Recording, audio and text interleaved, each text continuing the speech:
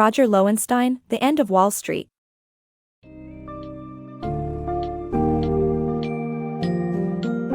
Step into the tumultuous world of Wall Street and its cataclysmic fall in Roger Lowenstein's The End of Wall Street.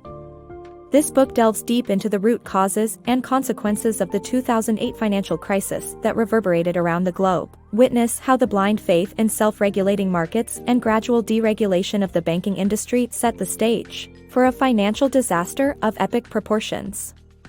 Explore the factors that led to Lehman Brothers' bankruptcy, which triggered a chain reaction of events threatening the entire financial system. Learn about the crucial role of government-sponsored enterprises Fannie Mae and Freddie Mac in the mortgage market, the rise of subprime lenders, and the ingenious yet dangerous financial instruments developed in the name of progress.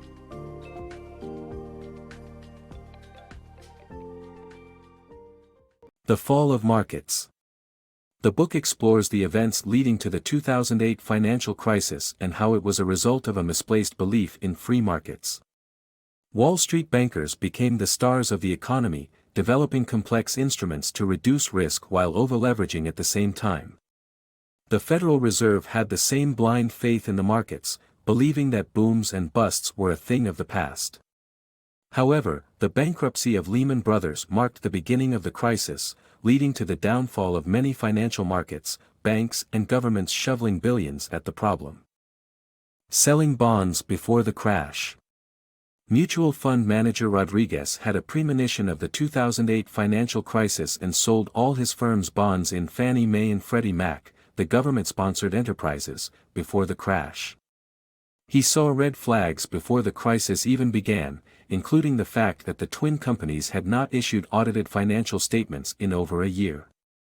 Rodriguez knew that the country was on a debt spree, with household indebtedness a third higher than household income. He predicted that all these debts would eventually catch up with financial firms, even if the government was involved. His foresight proved to be right, and many investors lost millions during the financial crisis.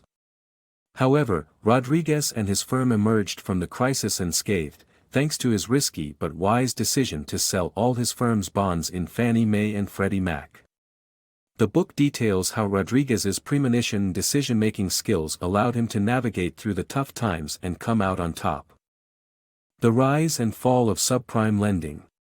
In the 1960s, Beneficial Loan Society found a way of providing housing to low-income earners with only a 20% down payment.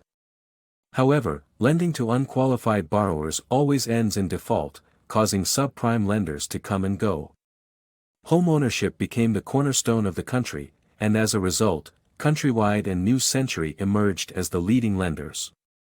Mazzillo, the founder of Countrywide, popularized adjustable-rate mortgages, ARMs, and appealed to the American populism of equal access to capital.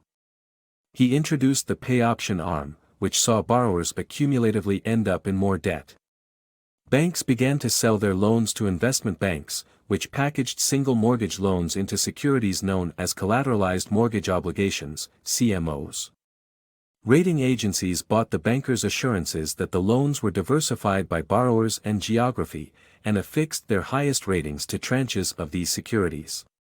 Demand for CMOs and CDOs grew, and lenders had to dig deeper to find borrowers, leading to the no-income, no-asset loan instrument. Banks had loosened lending standards so much by 2006 that most lenders lost sleep over the quality of the loans they were providing.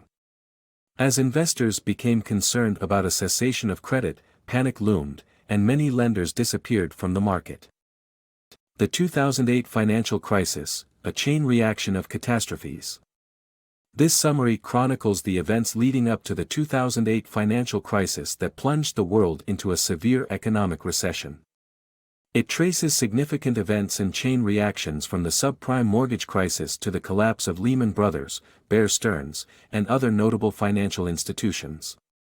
Around Bob Rodriguez's dream in 2006, subprime lenders began to experience trouble, and by October of the same year, about 3% of the subprime mortgages written earlier in the year were delinquent.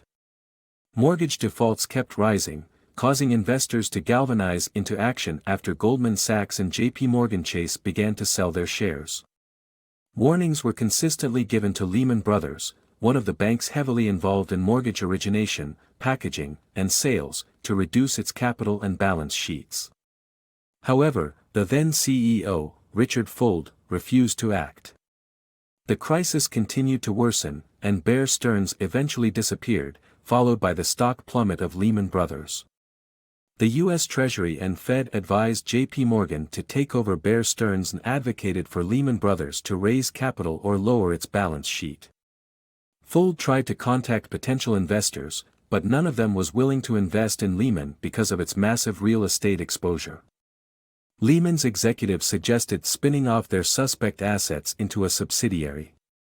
Still, nobody had a plan to rescue Lehman Brothers or react to the impending crisis that American International Group, AIG, posed. The top executives of 10 banks met at the New York Fed, ostensibly to develop a rescue financial package for Lehman, but fearing the worst, they created a doomsday team charged with managing the fallout if Lehman failed. Eventually, nothing happened, and Lehman Brothers filed the largest bankruptcy in U.S. history.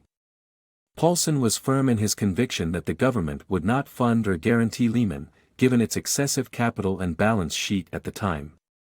The unsettling events leading to the global financial crisis were numerous but not unforeseeable.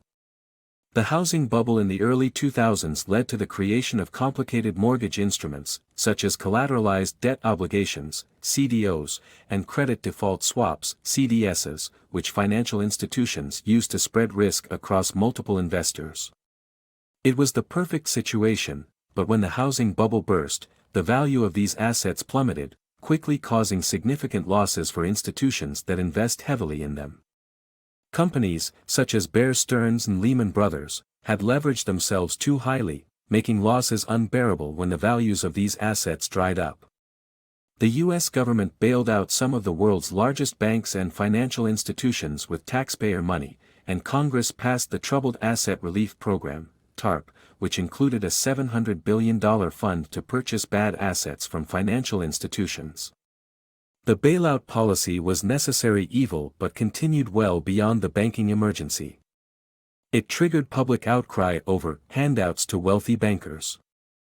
In summary, the 2008 financial crisis was a catastrophe caused by a chain reaction of events and aided by the greed of top executives who mismanaged their investments and capitulated institutional failure.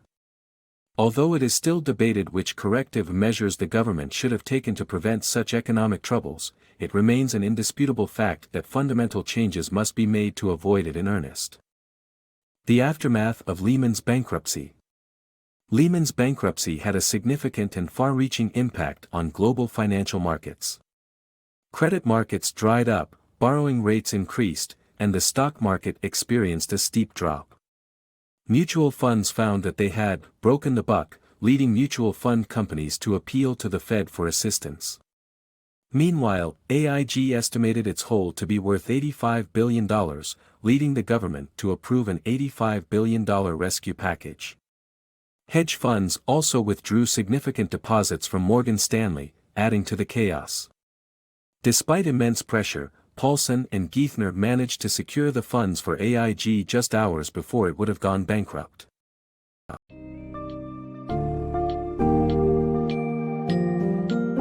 The End of Wall Street offers readers a profound understanding of the pivotal moments that culminated in the worldwide financial crisis of 2008. At the heart of the story, we uncover a complex web of reckless risk-taking, hubris, and the blind faith in self-regulating markets that ultimately led to the downfall of giants like Lehman Brothers.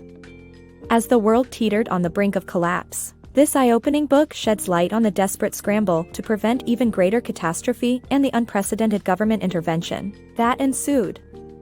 A sobering and engaging account, The End of Wall Street, leaves readers with plenty to ponder about the foundations of the global financial system and the valuable lessons to be learned from this dark chapter in history.